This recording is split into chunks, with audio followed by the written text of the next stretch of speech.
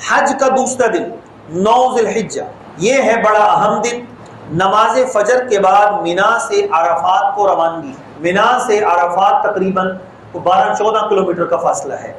اس میں آپ نے نماز ظہر بھی پڑھنی ہے، نماز عصر بھی پڑھنی ہے اور وقوف عرفات بھی کرنا ہے۔ یہ حج کا رکن اعظم ہے، بڑا فرض ہے۔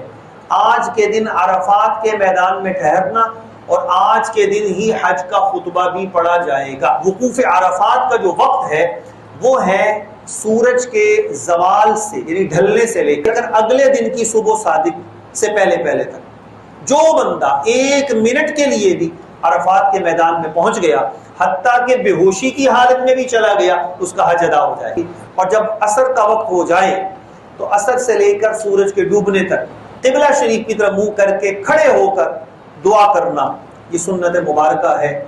جب مغرب کا وقت آ جائے، سورج غروب ہو جائے، تو سورج کے غروب ہونے کے بعد آپ نے عرفات سے نکلنا ہے، پہلے نہیں نکلنا، مغرب نہیں پڑھنی۔